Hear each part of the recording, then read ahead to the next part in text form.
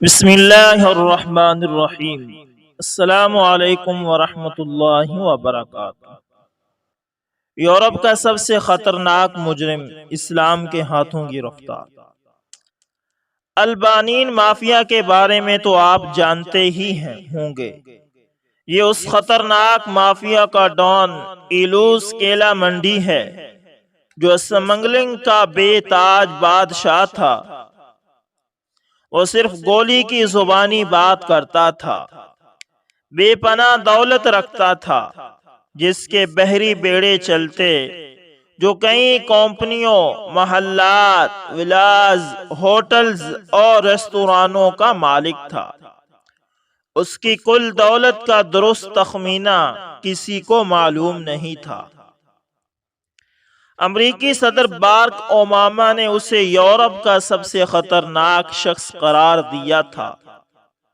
Interpol اس کے پیچھے لگی رہتی تھی، کسی سے یہ قابو نہ ہو سکا، مگر اسلام کے سامنے اس نے خود ہی سرنڈر کر کے ہتھیار ڈال دیے۔ ایلوس کا کہنا ہے کہ میری زندگی پستول کے گرد گھومتی تھی۔ میں بلا سوچے سمجھے ہر ایک پر گولی چلاتا تھا۔ جس مال کے حصول کے لیے میں یہ سب کچھ کرتا تھا، مگر اب یہ دولت و ثروت مجھے بے معنی چیز لگتی ہے۔ میں نے اپنی سابقہ جرائم والی زندگی سے توبہ کر لی ہے۔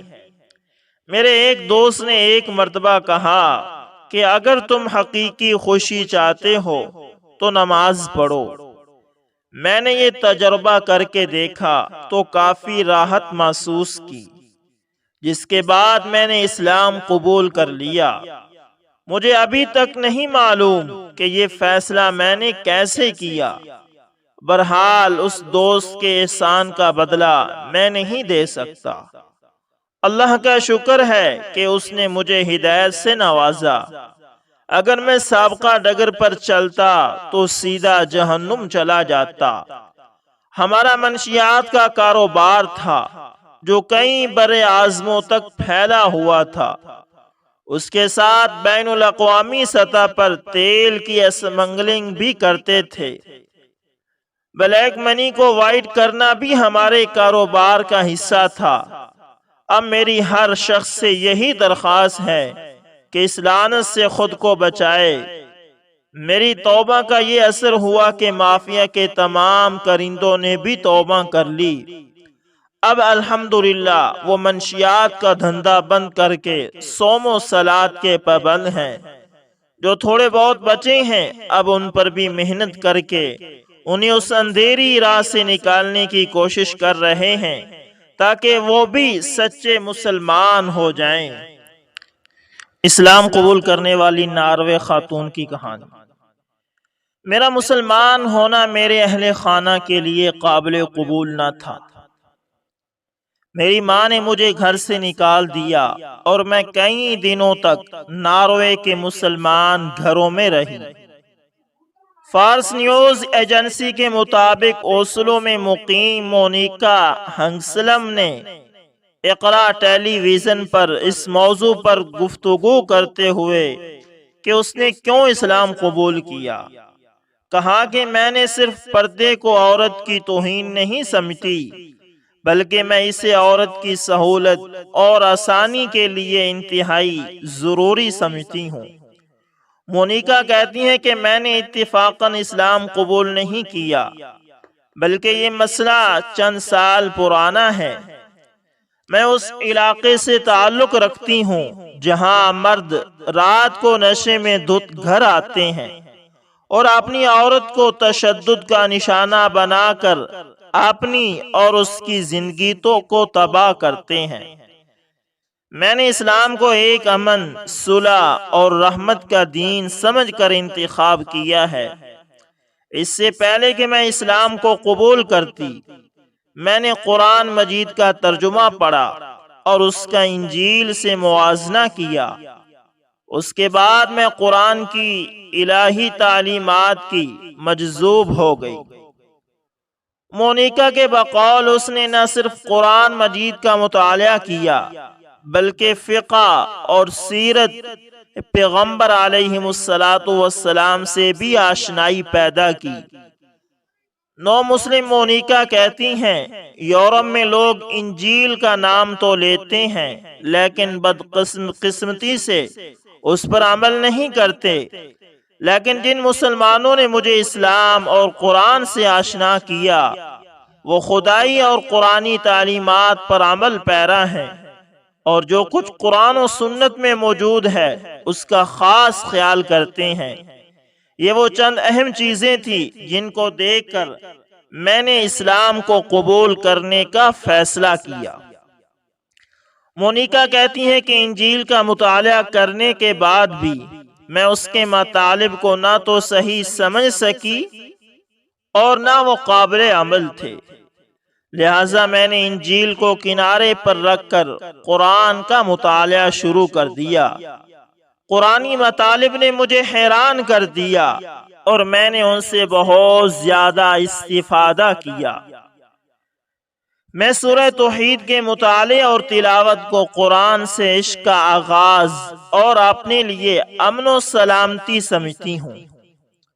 مونیکا کہتی ہیں میں اس پر بہت زیادہ خوش ہوں کہ اس وقت میری بہت سی سہیلیاں بھی اسلام قبول کر چکی ہیں اس وقت، اور میں بھی ایک مسلمان ہوں۔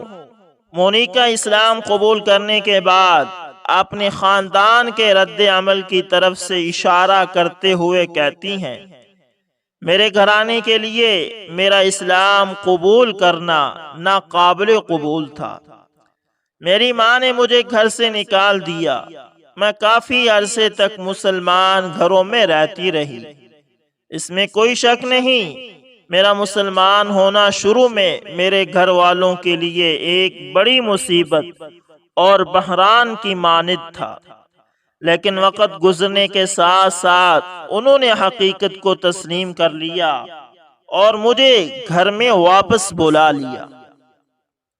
مونیکا ہنگسم نے اس سوال کے جواب میں کہ بعض لوگ اس طرح کے شکوک و شبہات کا اظہار کرتے ہیں کہ قرآنی تعلیمات میں عورتوں کے موجودہ امور کے بارے میں کوئی ہدایت نہیں ہے، کہاں ناروے کے ذرائع ابلاغ اسلام کی صحیح تعلیمات اور حقیقی شناخت سے محروم ہے، وہ اسلام کی حقیقت کو لوگوں کو بتانے سے قاصر ہیں۔ اسلام قبول کرنے کے بعد میں اس نتیجے پر پہنچی ہوں کہ دین اسلام سے زیادہ کوئی دین عورت کی عظمت اور احترام کا قائل نہیں ہے۔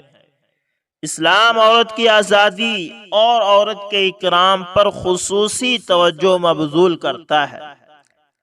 مغرب کی نظر میں عورت کی آزادی کا یہ مطلب ہے کہ وہ کپڑے اتار کر یا نیم برہنہ ہو کر سڑکوں پر گھومے اور پھرے بھی، اور آزادی کا حقیقی مفہوم یہ نہیں ہے۔ میرا یہ عقیدہ ہے کہ اسلام نے عورت کو مکمل آزادی عطا کی ہے، اور میں نہ صرف یہ کہ اسلامی پردے کو عورت کی توہین نہیں سمجھتی، بلکہ حجاب اور پردے کو عورت کی سہولت اور آسانی کے لیے ضروری سمجھتی ہوں۔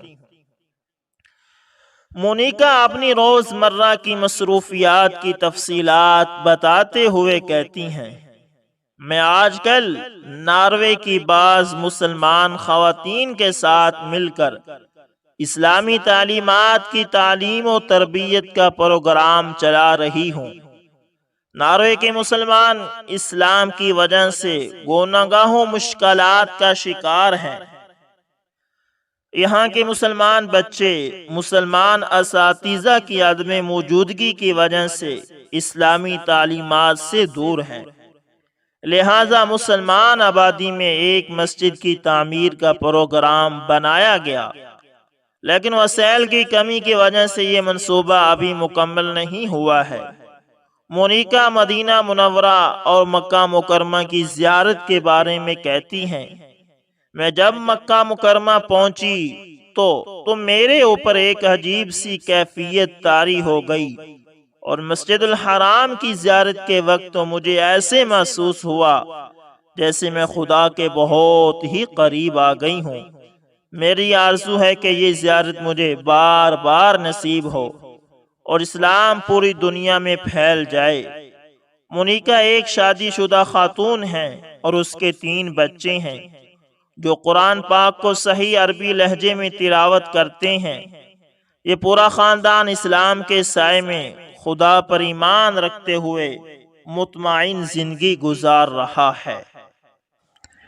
تو دوستو اس ویڈیو کے اندر ہم نے آپ کو 2 نئے مسلموں کی کہانی سنائی ہے جو کہ سچی ہے۔ دوستو یہ ایلوس یہ یورپ کی دنیا کا سب سے بڑا خطرناک مجرم تھا۔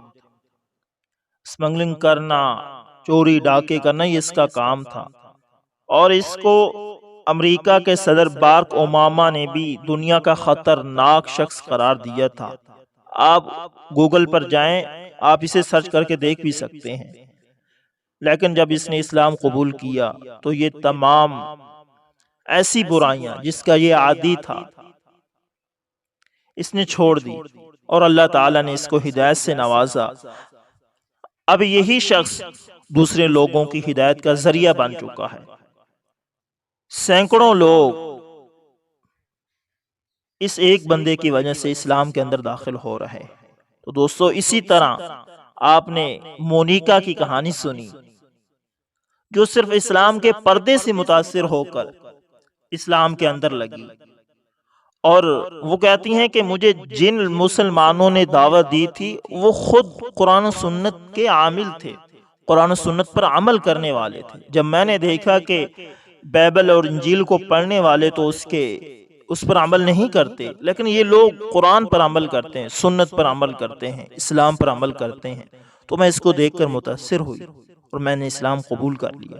دوستو آج بھی اگر ہم اسلام پر عمل کریں، اپنے آپ کو اسلام کا عادی بنائیں، اللہ کے نبی کی سنتوں کے مطابق چلیں، اپنے آپ کو شریعت کے مطابق چلائیں، تو ہزاروں نہیں لاکھوں لوگ ہمیں دیکھ کر مسلمان ہو جائیں۔ ہمیں دعوت دینی ہی نہیں پڑے گی۔ بس مصیبت کیا ہے کہ ہم خود قرآن و سنت پر عمل نہیں کرتے۔ جب لوگ ہمیں دیکھتے ہیں کہ بھئی یہ اسلام ہے، یہ خود تو کچھ کرتے نہیں اور ہمیں یہ کہتے ہیں، تو لوگ اسلام کی طرف نہیں آتے۔ اور ان لوگوں سے بھی میری گزارش ہے کہ خدا را آپ مسلمانوں کا مطالعہ نہ کریں بلکہ قرآن و سنت کا مطالعہ کریں، اس سے آپ کو ہدایت ملے گی۔ اگر آپ ہمارا مطالعہ کریں گے، ہم تو کمزور ہیں، تو آپ اسلام کو نہیں سمجھ سکتے۔ امید کرتا ہوں ویڈیو اچھی لگی ہوگی، پسند آئے لائک شیئر کومنٹ لازمی کریں، اور یہ بھی بتائیں کہ آپ کس ملک سے یا کس شہر سے آپ اس ویڈیو کو دیکھ رہے ہیں۔ تو اس چینل کو لازمی سبسکرائب کریں، ساتھ میں بیل کے نشان کو دبانا نہ بھولیے گا۔ ملتے ہیں کسی نیکسٹ اچھی ویڈیو کے اندر، تب تک کے لیے اللہ حافظ۔